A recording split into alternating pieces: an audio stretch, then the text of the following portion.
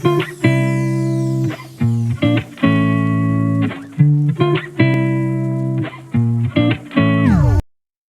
friends, welcome or welcome back to my channel. I'm CS Jaspreet. I hope you all are doing well and preparing for your exams. And I am back with the important topics of the last subject of CS Executive. बाकी सारे subjects में important topics बता दिए हैं. तो अगर आपने वो videos नहीं देखी, then please go and watch those videos. I'll leave them in the I button above and in the description box below. तो आज जो ये टॉपिक हम डिस्कस करने वाले हैं that is financial and strategic management.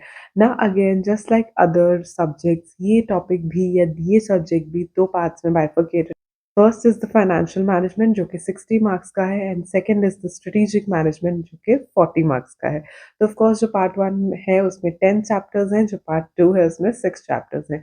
अब यहाँ तक आते आते आप ये बात तो समझ गए होंगे that we are talking about the 80-20 rule, यानी कि थोड़ा सा पढ़ के आपको ज़्यादा मार्क्स मिल सकते हैं, तो उसी हिसाब से आपको पढ़ाई करनी चाहिए. तो I would suggest you that start with part two जो कि 40 मार्क्स का है, जिसमें सिर्फ 6 चैप्टर्स है. अब क्या है, सिर्फ 6 चैप्टर्स एंड 40 मार्क्स का है, बहुत ज़्यादा अमाउंट ऑफ मार्क्स है. And I would just say please focus on it. So first thing you have to do is कि ये 6 चैप्टर्स आपने बहुत अच्छे से कर लेने हैं, ताकि आपको 40 में से 40 नहीं तो एटलीस्ट 35 मार्क्स तो लेने ही लेने हैं. ये आपका टारगेट होना चाहिए फर्स्ट ऑफ ऑल, राइट.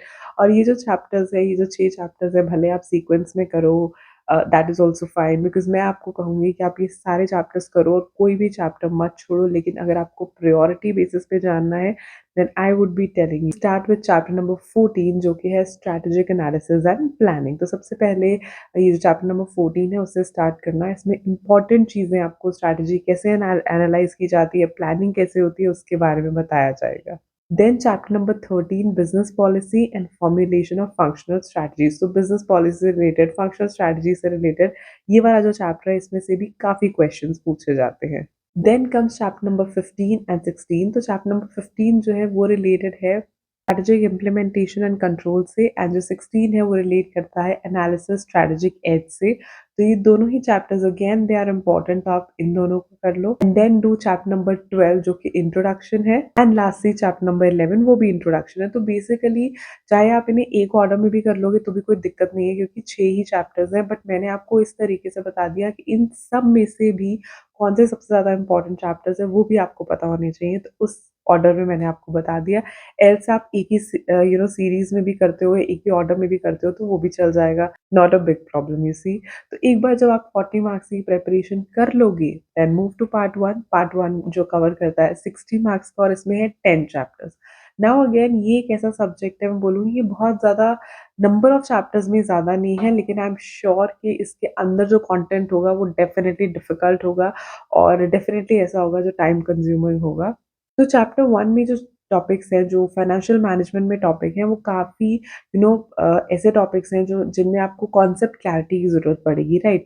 तो कॉन्सेप्ट्स आपके इस पार्ट में बैंग ऑन होने चाहिए और इसके इम्पोर्टेंट टॉपिक स्टार्ट होते हैं चैप्टर नंबर 2 से, which is capital budgeting, and chapter number 3 which is capital structure. तो ये दोनों ही टॉपिक्स में आपने ना क्रैम नहीं करनी कोई भी चीज़, आपने समझना है, अपने कॉन्सेप्ट्स क्लियर करने हैं. जितने कॉन्सेप्ट्स क्लियर होंगे उतने ईज़िली आप पास हो जाओगे. Then you will be doing chapter 7, chapter 8 and chapter 9. तो चैप्टर 7 सबसे पहले है वर्किंग कैपिटल. अब हम जब फाइनेंशियल मैनेजमेंट करते हैं तो वर्किंग कैपिटल ना बहुत इंपॉर्टेंट रोल प्ले करता है, तो आपको उसके बारे में प्रॉपर नॉलेज होनी चाहिए. Then security analysis and portfolio management. ये 3 जो चैप्टर्स साथ हैं, ये तीनों इंपॉर्टेंट है और ये तीनों आप एक ही सीरीज में कर लो, that will be better for you. And lastly, I will tell you do chapter 4, 5, 6, that is long-term finance, project finance and dividend policy. तो ये भी आप बैक टू बैक 4, 5, 6 के ऑर्डर में कर सकते हो. काफ़ी आपको टॉपिक्स की जो है क्लैरिटी हो जाएगी. तो इस तरीके से दोनों ही पार्ट्स की जो सेग्रीगेशन है मैंने बता दी है. अगर मैं आप इसे दोबारा नटशल में बताऊंगी देन आई वुड से जो पार्ट 2 है कैपिटल मार्केट वाला वो आपने अच्छे से करना है. सारे 6 के से 6 चैप्टर्स करने, कोई भी चैप्टर नहीं छोड़ना for scoring 40 marks in the exams. Moving to part one में जैसे कैपिटल बजटिंग हो गया, कैपिटल स्ट्रक्चर, वर्किंग कैपिटल, ये सारे जो इंपॉर्टेंट टॉपिक्स हैं वो तो आपने करने ही करने हैं. बाकी अगर सारे 10 के 10 चैप्टर्स करके जाओगे फिर तो कोई दिक्कत नहीं है. थ्योरी भी अच्छे से करनी है और प्रैक्टिकल भी अच्छे से करना है. और इसी तरीके से अपनी जो प्रिपरेशन है वो आपने बैंग ऑन रखनी है. रोज रोज I will be coming up with new videos तो आपने जो है मेरे चैनल को सब्सक्राइब कर लेना है अगर आपने अभी तक नहीं किया, and feel free to check the content I create and subscribe to my channel if you have not done it yet. और मुझे बाकी के सोशल मीडिया पे भी आप फॉलो कर सकते हो, नीचे आपको जो लिंक्स है सोशल मीडिया के वो मिल जाएंगे। फॉलो मी ऑन इंस्टाग्राम, क्योंकि वहाँ पे भी अब मैं डेली रील जो डालती हूँ वो एजुकेशनल होती है, टीचिंग एंड हमारे CA स्टूडेंट्स के लिए होती है। So go and follow me there as well. I'll see you in my next. Till then, stay happy, stay blessed, keep the preparations on. Bye bye.